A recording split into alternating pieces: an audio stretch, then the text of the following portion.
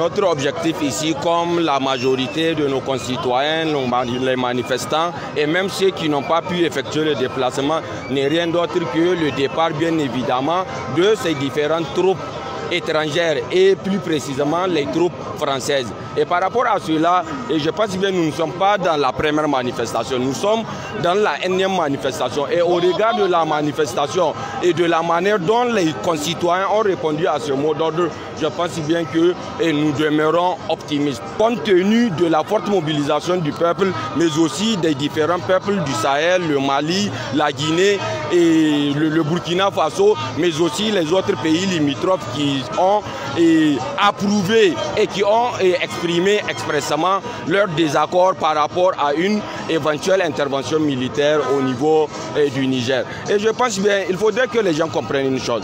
C'est un combat que c'est à nous de le mener. C'est à nous de le mener. Et je pense bien, même les petits, même les plus naïfs de ce pays ont compris les enjeux face auxquels notre pays est confronté. Et par rapport à cela, moi je pense bien, c'est juste une question de quelques jours, c'est juste une question de temps et un temps qui sera éphémère.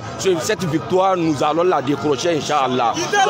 Voilà, moi par rapport à cela, le message que j'ai à lancer à l'endroit de tous mes concitoyens et de tous ceux qui sont jaloux de la souveraineté de leurs États, c'est de continuer, c'est de maintenir la constance. C'est avec la constance que nous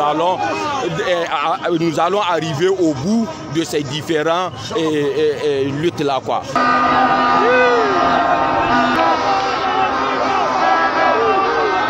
De cette manifestation que vous venez de constater ici, c'est que nous voulons la France et ses alliés quittent le Niger.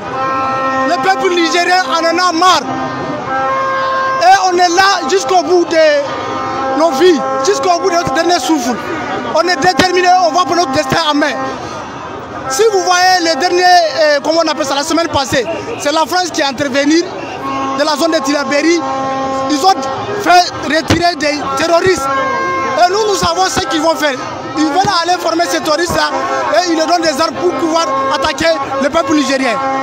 Nous ne voulons plus de la France dans notre pays. Avant la France, avant les dirigeants dirigés. Nous sommes là ici pour le départ des bases françaises.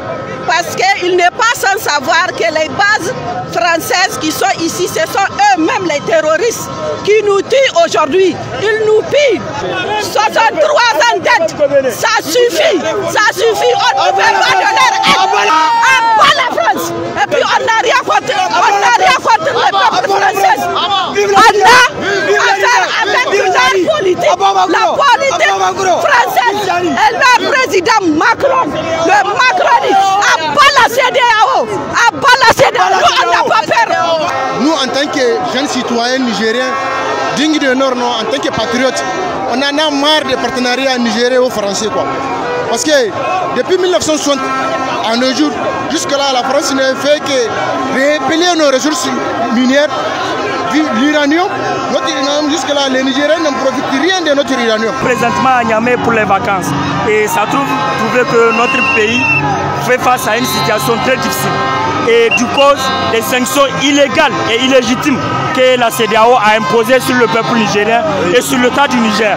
Donc c'est pour rappeler qu'il n'y a pas un texte de la CEDEAO, il n'y a pas un texte de l'UEMOA qui dit qu'il faut fermer les frontières sur un pays. Abat la France, abat l'impérialisme, abat le néocolonialisme, vive le Niger, vive l'armée nigérienne, vive camarades, Souba, il est haram fata million, il est haram marché, on a qu'à sortir, Inch'Allah va sortir, il faut mettre un marché.